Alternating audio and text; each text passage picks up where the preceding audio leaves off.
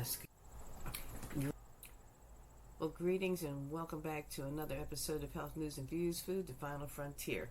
Have you heard the saying, life tends to get in the way of living? Well, plans can be upended in an instant. Family, friends, and situations are changing on a dime. Well, that has been the case here for about 4 weeks, maybe more. Thank you for your patience. Well, what you're about to hear is a rebroadcast of a previous episode, selected because of its popularity. And it's about the lasting effects of food. Remember, we are what we eat. Please enjoy and stay tuned for the upcoming 3rd season of Health News and Views, Food, the Final Frontier, and so much more to explore and to talk about. Please drop me a line and let me know what your suggestions are or comments at eating to stay well. That's all one word, eating to stay well, healthnews@gmail.com. That's eating to stay well at gmail.com. Have a great day.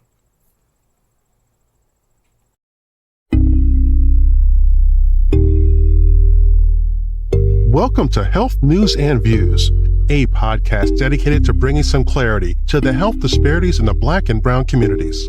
If you believe there's a connection between food, sickness, and health, then you're in the right place.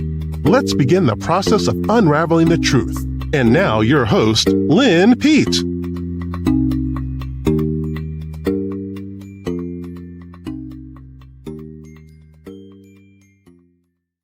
Greetings and welcome to Health News and Views, Food, the Final Frontier.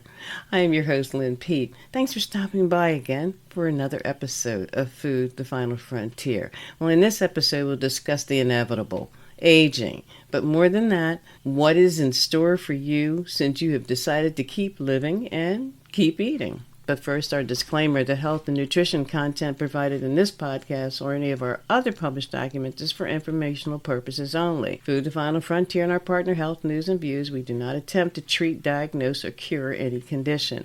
Always consult with your healthcare provider before making any significant diet, lifestyle, or prescription drug changes. And now, a couple of facts. Did you know that the body creates new skin cells from the food that you eat? Did you know that the skin cells die off and regenerate faster when you're younger? Say 24 to maybe 30 days in your 20s. How about when you hit your 30s? Well, it takes a little bit longer, 28 to 35 days.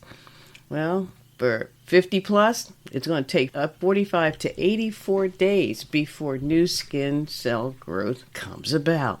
That's saying something. Did you know that the average human will live 25,000 days? That means if you are 35 years old, anywhere close to that, you are halfway through this life. But don't count the days, make the days count.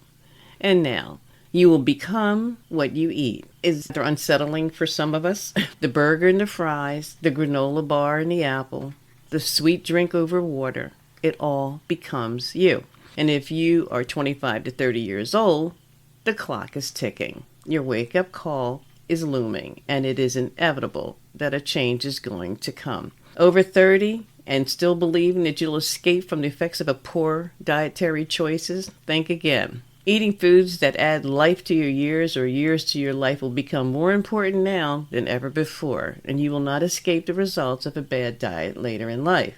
The damage is being done now. Living to eat or eating to live, either way, will have consequences. With the prevalence of heart disease, stroke, diabetes, chronic kidney disease, cancer, and other chronic diseases in the Black and Brown community, we cannot handle one more day of neglect. Take charge. And here are some statistics to help you make the transition. Some of you may have noticed that you don't have the energy of an elementary school child anymore. And for those of you who have taken a Peter Pan vow to never grow up, the numbers don't lie. You may be able to stave off some pounds, but the years, they keep coming. That's because you keep living. Many body systems and organs are making adjustments and didn't bother to inform you of the plan. You may realize your response time may be off. And you may realize this if you have been with a toddler who breaks loose in a mall or a hospital corridor. Nothing has prepared you for the spontaneous moves of a 3 or 4-year-old. Not quite as agile as in previous years, huh? Well, By 40 to 50 years old, you're probably going to need reading glasses, and that's usually what's necessary.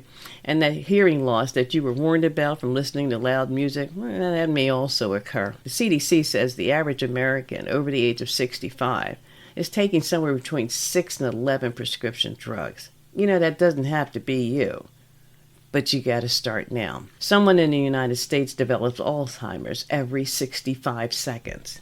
And by the way, Alzheimer's is not a disease of old age. There are 200,000 people in the United States right now under the age of 65 who have early onset Alzheimer's disease. 1 in 2 of us will develop cancer in this country. Not catch, but develop cancer. And as people age, many of our body functions also slow down, like metabolism. The body's ability to burn calories slows down. The digestive system has trouble breaking down food. Reduced stomach hydrochloric acid and digestive enzymes can be a problem if you're still trying to have ice cream, beans, and broccoli, then episodes of gas and bloating. The heart, it works harder to pump blood through the body. Less movement because of a more sedentary lifestyle.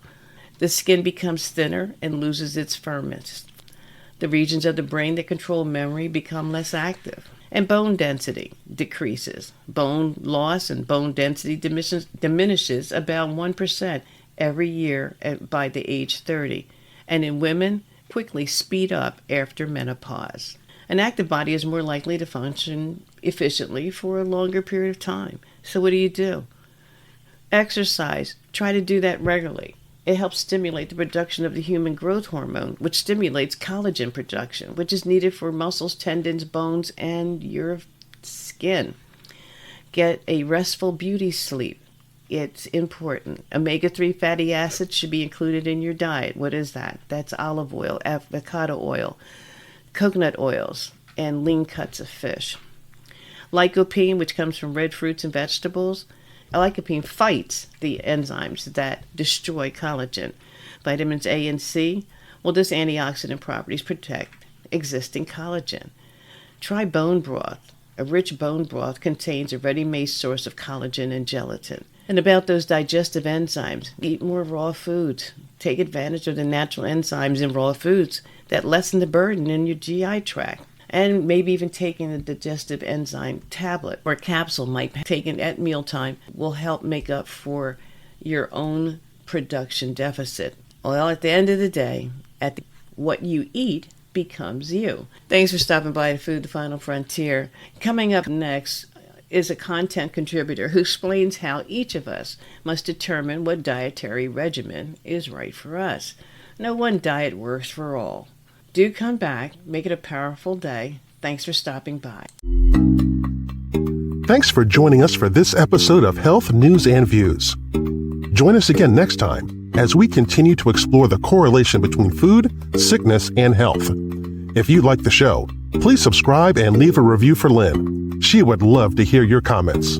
Thanks again for listening, and remember, food is the final frontier.